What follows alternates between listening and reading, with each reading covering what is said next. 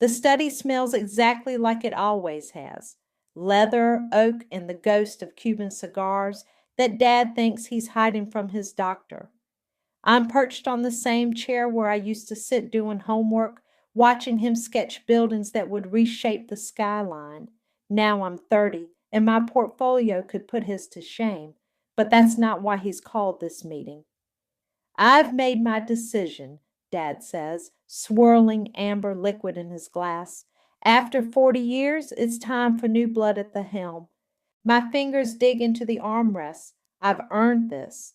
Every late night, every revised drawing, every client I've brought in, it all leads here. Talon slouches against the bookcase, tie loose, that familiar smirk playing at his lips. The board agrees, Dad continues. We need someone who understands both the artistic and business sides, someone who can preserve the legacy while pushing boundaries. My heart pounds. That's my specialty. The perfect fusion of form and function. Last month's Museum of Modern Art spread proved it. Talon will take over as CEO effective immediately. The words hit like a physical blow. Talon straightens, accepting handshakes and backslaps from the board members. I stay frozen, watching Dad beam at his golden boy while my career crumbles. To the future of Clark architecture. Zeke raises his glass. The others follow suit, crystal clinking as they toast my brother's coronation. Penny? Dad holds out a champagne flute. Join us. I take it mechanically, the stem cold between my numb fingers. The bubbles taste like ash as I force myself to drink. Speech! Someone calls. Talon steps forward, running a hand through his artfully messy hair. I know I have big shoes to fill, he says, but with the right team, we'll take this firm to new heights, starting with the River District project. My project, the one I've spent 18 months developing. Of course, he'll take credit now. To family, Dad declares, the strongest foundation there is. I excuse myself as soon as it's socially acceptable, heels clicking down marble halls that should have been my domain. Carmen catches my arm by the elevator. I heard, she says softly. I'm so sorry. Don't be, I'm fine. My voice sounds distant, hollow. Drinks? I'll call the usual crew. I shake my head. Rain check, I need to process. My apartment is dark when I return, city lights painting patterns on the walls. I kick off my shoes, pour a generous whiskey, and try to breathe through the rage and humiliation churning in my gut. Something scrapes against the floor, paper sliding under my door.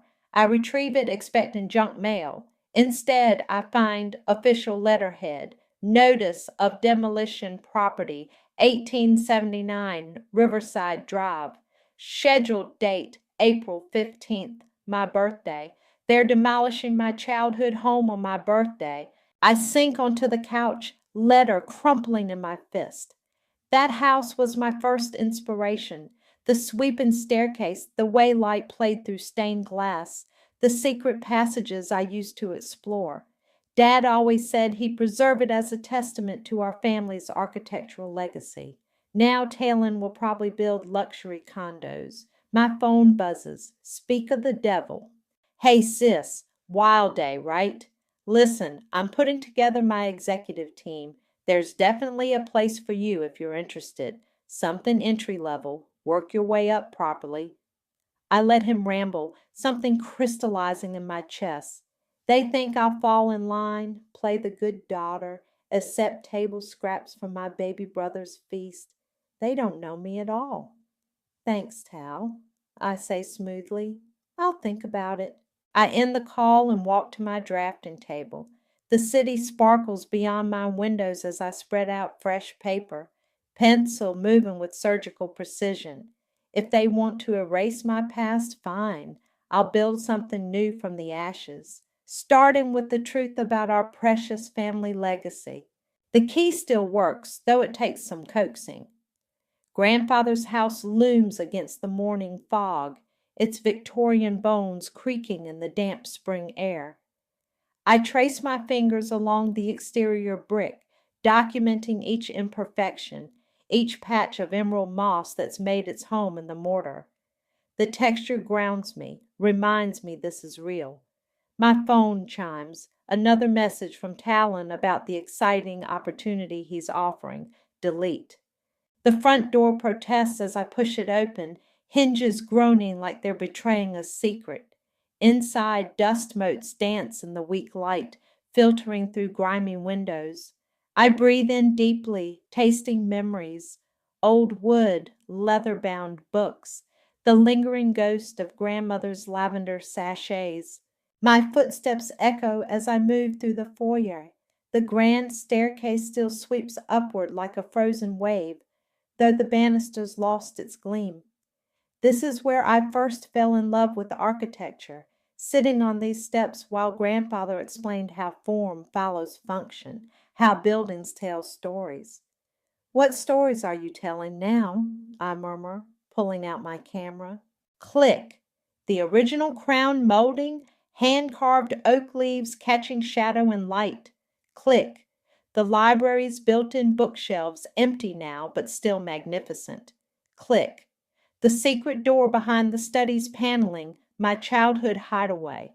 My phone buzzes again, Carmen this time. Where are you?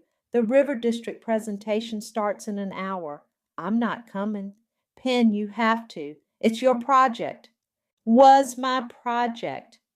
I steady myself against a wall, plaster cool beneath my palm. Talon's running it now, remember? Which is exactly why you should be there. Don't let them erase you. I laugh, the sound harsh in the empty house. That's not what I'm worried about. A floorboard creaks upstairs, probably settling, but it sends a shiver down my spine. This place always felt alive, even when it was full of people. Now it's like a sleeping giant, waiting. I'll call you later, I tell Carmen, ending the call before she can argue. The second floor is worse than downstairs.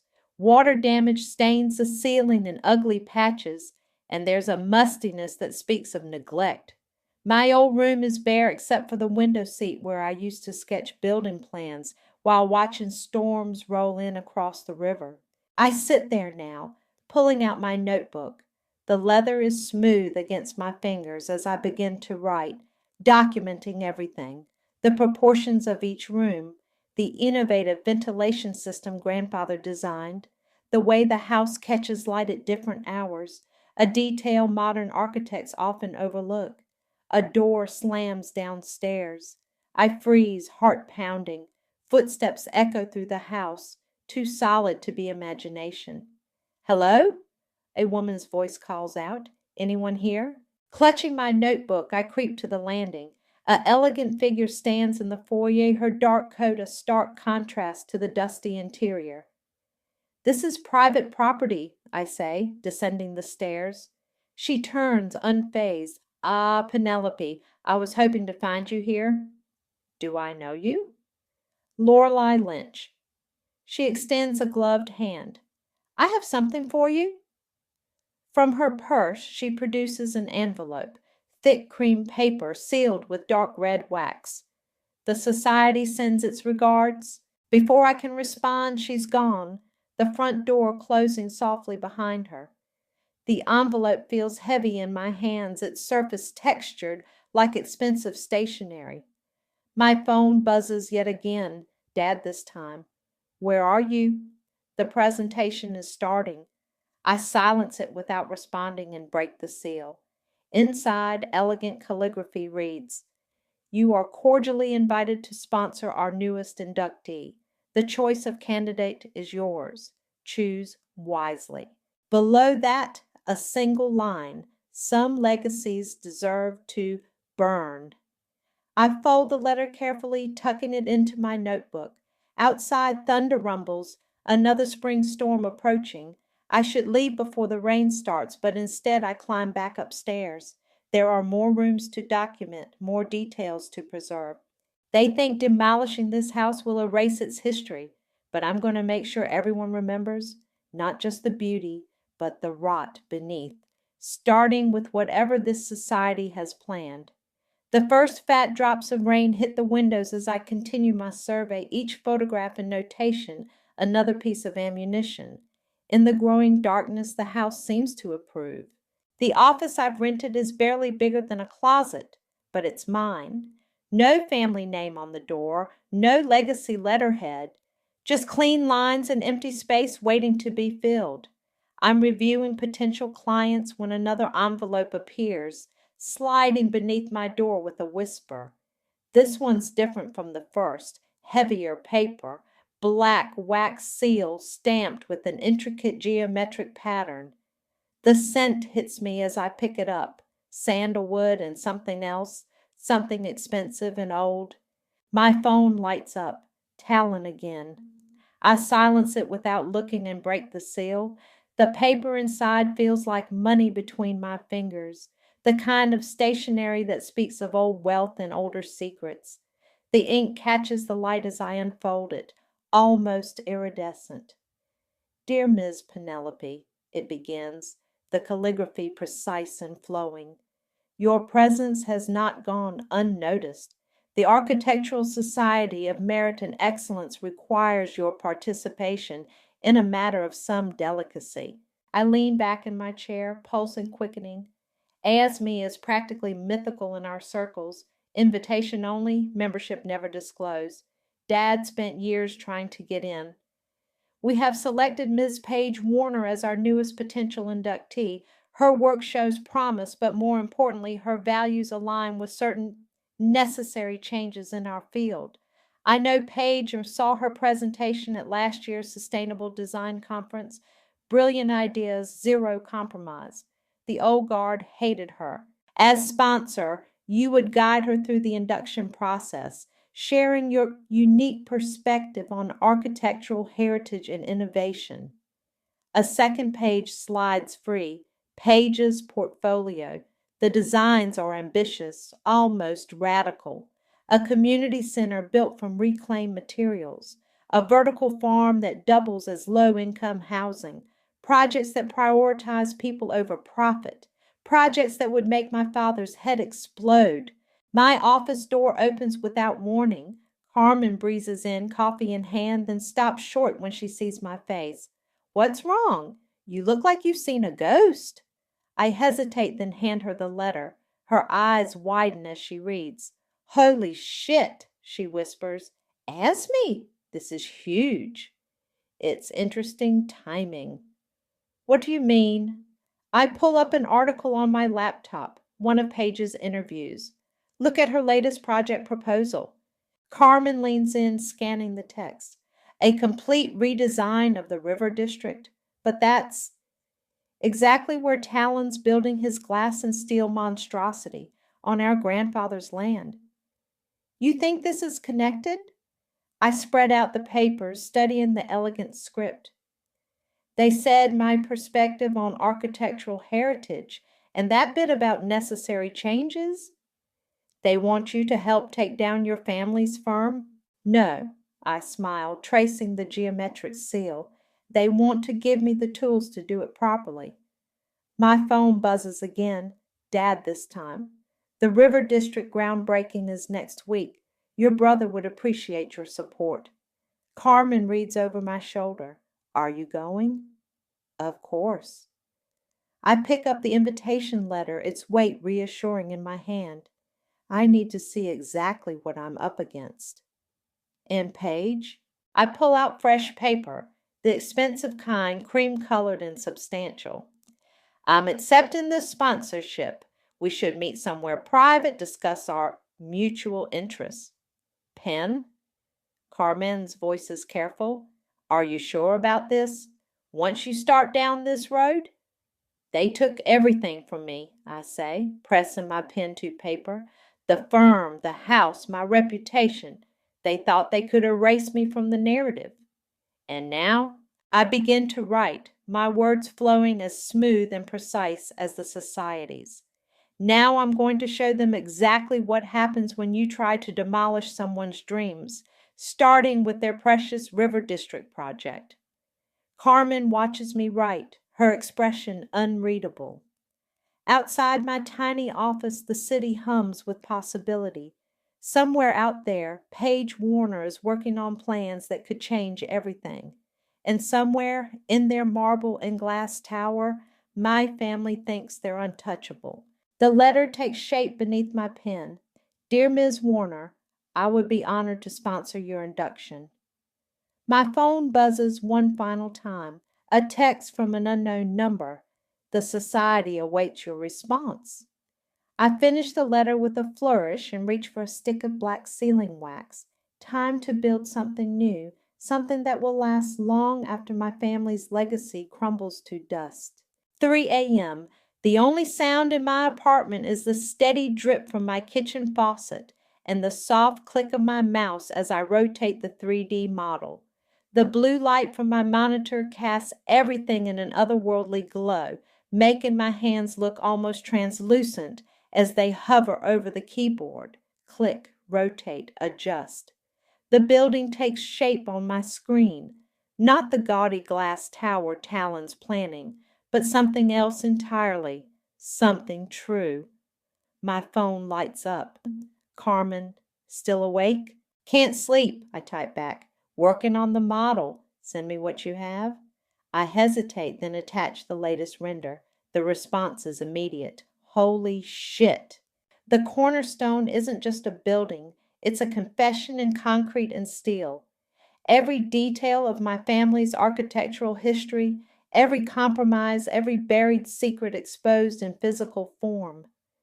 The foundation mirrors my grandfather's house, but twisted, broken.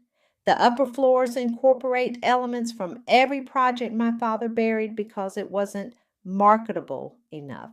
And at its heart, a public gallery, empty now but soon to be filled with documentation, photographs, letters, contracts, evidence. My faucet drips again, the rhythm matching my pulse. Click, drip, click, drip.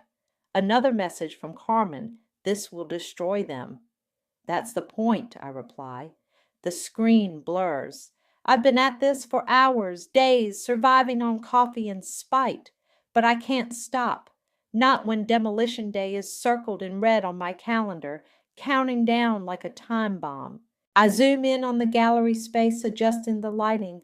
The walls need to be perfect, clean and white, nowhere for shadows to hide. Every piece of evidence will be illuminated, unavoidable. My phone buzzes. Unknown number? Progress report required. Meeting tomorrow? Midnight. Usual place. The society. Checking in. They've been watching, waiting. Paige's induction ceremony is in 3 weeks. Plenty of time to set everything in motion. I save the render and stretch, joints popping.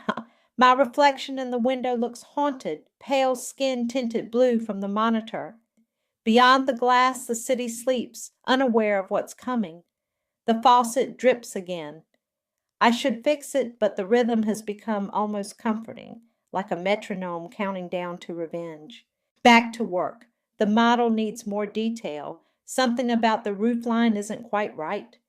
I pull up reference photos from my grandfather's house, studying the way shadow and light play across the Victorian architecture. A new email pings. Talon. Hey sis, need your sign off on some paperwork, legal stuff for the demolition. Drop by tomorrow. My hands shake as I close it without responding. Instead, I pull up the demolition notice, its date burning into my retinas. April 15th, my birthday. The day they think they'll erase the last physical proof of our family's true history. Click, drip, click, drip. The model grows more detailed with each passing hour. I add the exact dimensions of every room from my grandfather's house, preserved in digital form. The gallery walls take shape, ready to display their sins. Carmen messages again. Get some sleep. You can't fight them if you're dead. Soon, I promise. Just need to finish this section, but I don't stop. Can't stop. The blue light bathes everything in cold truth as I work, adding layer after layer of meaning. Every beam, every window, every shadow holds purpose. Dawn creeps in around my blinds, but I barely notice. The model is almost complete. just needs one final touch, a quote etched into the entrance arch. Words my grandfather used to say, architecture is truth made manifest. My phone lights up one last time. Dad, the demolition crew needs access to the house. Where's the spare key? I don't answer. Let them break down the door if they want in so badly. By the time they do, everything they want to hide will be preserved here in my digital confession. The faucet drips. The sun rises. My fingers move across the keyboard like a pianist, composing their downfall in steel and stone. Click, drip, click, drip. The truth takes shape, pixel by pixel, in the pre-dawn light. They think they're tearing down a house, but they're really just clearing the ground for something much more permanent, something that will stand as testimony long after their glass tower falls. The wrecking ball swings like a pendulum, counting down the final moments of my grandfather's house. I stand across the street, phone steady in my hands as I record. Each impact sends tremors through the ground, up through my feet and into my chest. Crack. The first hit takes out part of the library wall. Books I forgot to rescue tumble into empty air, pages fluttering like broken wings. You shouldn't be here, Carmen says beside me, but she doesn't try to pull me away. Crack. The Victorian windows explode in a shower of stained glass. I taste dust on my tongue, gritty and bitter. My eyes burn, but I don't blink. Don't look away. Happy birthday to me, I whisper, zooming in as the east wing collapses. Talon stands with the construction crew, hands in his expensive pockets, watching our childhood crumble. Dad couldn't make it. Important meeting, he said. Couldn't bear to watch, more likely. Crack. The grand staircase where I took my prom photos, where I announced I'd been accepted to architecture school, where grandfather taught me that buildings are more than just walls and windows. Got what you need? Carmen asks, as another cloud of dust rolls toward us. I nod, still filming. Every second. The demolition crew pauses, repositioning their equipment. Talon walks over, face masked against the debris. Didn't expect to see you here, he says. Wouldn't miss it. My voice is as dry as the plaster dust coating my throat. Look, I know you're upset. Upset? I lower my phone, meeting his eyes. Why would I be upset? It's just another building, right? Just like the firm is just another company. He flinches. That's not fair. I'm trying to. The wrecking ball swings again, drowning out his words. Crack. The study collapses, taking my childhood hideaway with it. I raise my phone, making sure to capture his expression as he watches destruction masquerade as progress. Still planning those luxury condos? I ask when the noise dies down. Actually, we're thinking mixed-use development, retail space, maybe some affordable units. Liar. The word comes out sharp as broken glass. I've seen the plans. His face hardens. You shouldn't have access to those. I have access to a lot of things, little brother. Before he can respond, someone calls him over. He hesitates, then turns away. We should talk soon, properly. Yes, I murmur as he walks back to the crew. We should. Carmen touches my arm. You okay? Another impact, another shower of debris. The dust makes everything look ghostly, unreal. I will be. My phone buzzes. A message from Paige. Is it done? Almost, I type back. Meeting tonight? Confirmed. Bring the footage. The wrecking ball swings again and again and again. I film it all. The collapse of the conservatory where I learned about light and shadow, the destruction of the kitchen with its hand-painted tiles, the obliteration of every secret passage and hidden corner. By noon, there's nothing left but rubble and memories. Time to go, Carmen says gently. I lower my phone at last, blinking dust from my eyes. My throat feels raw, my skin coated in the remains of my past, but my hands are steady as I save the video files. Talon catches my eye across the wreckage. He raises a hand, a wave, or maybe a warning. I turn away without responding. Where to? Carmen asks as we walk to her car. Home. I need to clean up before tonight. The society meeting? I nod, brushing debris from my clothes. Paige needs to see this. All of it. And then I look back one last time. The dust is starting to settle, revealing the empty space where history used to live. Soon they'll clear it away, pour new foundations, build something shiny and soulless. But they can't erase what I've captured, can't demolish the truth I've preserved in pixels and plans. And then we start building something new, I say, tasting plaster and purpose on my tongue. Something they'll never see coming. My phone buzzes again. Unknown number. The society trusts your documentation is complete? I type back a single word. Yes. Carmen starts the car and we pull away from the ruins of my childhood. In my bag, my laptop holds the completed model of the cornerstone, ready to rise from these ashes. In my phone, the footage of today will become another exhibit in my gallery of evidence. Let them think they've won. Let them celebrate on the graves of brick and mortar. Their real demolition is just beginning. The candlelight makes shadows dance across marble columns as I follow Lorelei through the old library's reading room. My heels click against century-old tile, each step echoing like a heartbeat in the hushed space. They're waiting, she whispers, leading me past rows of leather-bound books.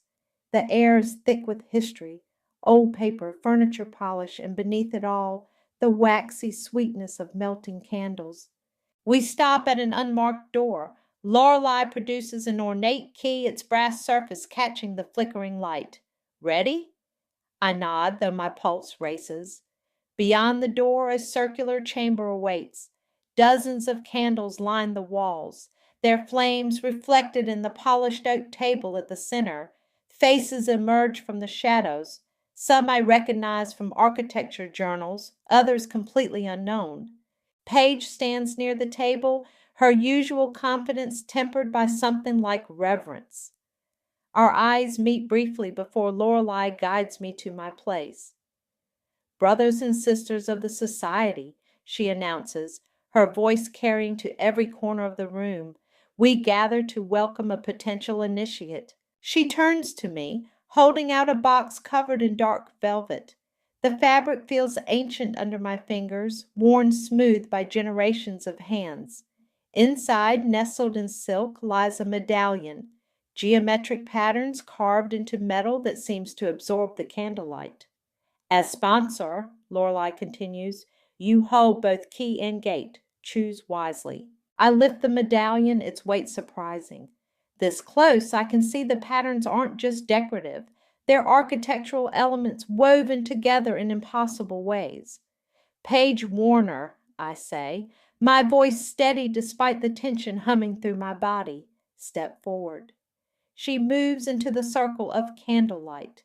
In her dark suit and severe bun, she looks nothing like the passionate speaker I remember from the sustainability conference. But her eyes still burn with the same intensity. Why do you seek admission? I ask, following the ritual Lorelei taught me. Because architecture should serve truth, not profit. Paige's voice rings clear. Because some legacies deserve to fall. A murmur ripples through the gathered members. I see heads nodding in the shadows. And what truth would you serve? I hold up the medallion, letting it catch the light. That the old ways are crumbling. She meets my gaze directly. That firms like yours, like your family's, build monuments to ego instead of solutions for people. My hand tightens around the medallion. And what would you build instead? Something honest, something that exposes the rot beneath the facade. She pauses, then adds, something like your cornerstone design. Another murmur, louder this time. Lorelei steps forward, producing a leather folder. Your sponsor has shared your plans for the River District alternative. most illuminating. I watch as she spreads Paige's drawings across the table. They complement my design perfectly. Where the cornerstone exposes truth through symbol and structure, her plans show practical solutions rising from the ruins. Together, Paige says quietly, we could build something revolutionary. The candlelight flickers, casting strange shadows across the architectural drawings. In them, I see the future taking shape. Not just revenge, but reformation. Not just exposure, but evolution. The society has watched your family's firm for generations, Lorelei tells me. Watched them choose profit over principle, image over integrity. Now we offer you the chance to correct that course. She produces another box smaller than the first. Inside lies a ring bearing the same geometric pattern as my medallion. Your grandfather wore this before your father's choices forced his resignation. My breath catches. I never knew, but suddenly so many things make sense. The society's interest, the timing of their invitation, the weight of legacy pressing down like the shadows around us. Do you accept your role as sponsor? Lorelei asks formally. I look at Paige, seeing my own determination reflected in her stance. Together we could do more than tear down my family's empire. We could build something true in its place. I accept, I say, and press the medallion into Paige's waiting hands. The ceremony continues, ancient words echoing off marble walls, but my mind is already racing ahead, seeing possibilities unfold like blueprints in the dancing light. Let Talon play at being king of his glass castle. We'll be in the shadows, laying foundations he'll never see until it's too late. The candles burn lower, wax dripping like time itself as we seal our pact in whispers and medallions and carefully laid plans. The launch party sparkles 40 stories above the city, all champagne and self-congratulation. Through the floor-to-ceiling windows, I watch Talon work the crowd, basking in camera flashes as he presents his vision for the River District. 10 minutes, Carmen murmurs, checking her phone. I sip my champagne, letting the bubbles sit on my tongue, the same vintage they served when they gave him my birthright. Everything ready? Paige just confirmed. The society's media contacts are standing by. Across the room, Dad raises his glass in another toast. His voice carries over the crowd. To the future of architecture in this city. My laptop sits heavy in my bag, the Cornerstone's files ready to launch. 9 minutes now. Penny! Talon waves me over, his smile camera ready. Come tell everyone about your new role in the firm. I paste on my own smile, moving through the crowd. Oh, I have something better to share. 8 minutes. My phone buzzes. Paige. Servers prepped, ready when you are. Ladies and gentlemen, Talon announces, arm around my shoulders, my sisters agreed to head our historical preservation division. Actually, I cut in smoothly, I'm pursuing an independent project. 7 minutes. Carmen positions herself near the presentation screen, thumb hovering over her phone. Tonight, I continue, raising my voice slightly, I'm unveiling a different vision for the River District. Talon's grip tightens. This isn't the time. It's exactly the time. I step away from him, nodding to Carmen. The room's main screen flickers to life. 6 minutes. The first rendering appears. The cornerstone rising from the ruins of our grandfather's house, its walls a testament to truth and consequence. Sunlight streams through carefully positioned windows, illuminating the public gallery spaces. What is this? Dad pushes forward, face darkening. 5 minutes. More images flow across the screen. The rooftop garden, lush with native plants. The community spaces designed for gathering rather than commerce. And everywhere, woven into the very structure, evidence of their architectural sins. A monument to integrity, I answer, as Carmen hits publish on her phone. 4 minutes. The first social media notifications start rolling in: shares, likes, professional comments. The architectural community stirring to life. "You can't do this," Talon hisses. "That land belongs to the firm." "Check your facts, little brother." I pull up the property records on the screen. Grandfather left it to me. 3 minutes. The crowd murmurs as more images appear, side-by-side comparisons of Talon's soulless tower and my living testimony. The first architecture blog picks up the story: "Revolutionary design challenges corporate development." 2 minutes. Dad grabs my arm. "Stop this, now!" "Happy birthday to me," I whisper, as my phone explodes with notifications. 1 minute. The room erupts in chaos as the cornerstone goes viral. Journalists at the party are already typing furiously on their phones. Photographers turn their cameras from Talon to the screen, capturing every damning detail. 0. "My God," someone whispers as the final rendering appears. The gallery walls, displaying decades of documented corruption, bathed in natural light. My inbox fills with a constant electronic hum: architecture firms, developers, journalists, even a message from the mayor's office. "You've destroyed us," Talon says, his face ashen. "No." I turn to face him fully. "I've exposed you. There's a difference." The crowd parts as I walk to the window, looking out over the city I love. Behind me, Carmen projects the viewing statistics. Thousands watching, sharing, commenting. My name trends higher with each passing second. "Ms. Penelope," a reporter pushes forward, "can you explain the symbolism in the design?" "Of course." I smile, genuine this time. "Every element tells a story. Would you like to hear the truth about our city's architectural heritage?" More reporters gather, microphones extended. In the background, I see Dad slump into a chair, his empire crumbling in real time. Talon stands frozen, watching his triumph turn to ash. My phone buzzes one last time. "Lorelei, well done. The society approves." I begin to speak, describing the cornerstone in loving detail. As cameras flash and tweets multiply, with each word I build my vision higher, stronger, truer than their glass tower could ever be. Let them scramble to save their reputation. Let them try to spin this disaster. I've already laid my foundation, and it's built to last. Fresh paint gleams on the walls of my new office, bright and clean as morning light. No family portraits here, no inherited furniture, just pure potential and the view of my city spreading out below. Rain taps against the windows, a gentle rhythm that feels like applause. The door opens and Carmen enters, bearing 2 steaming cups. "Your 8 o'clock canceled." Something about reconsidering their position on the River District development. "Let me guess.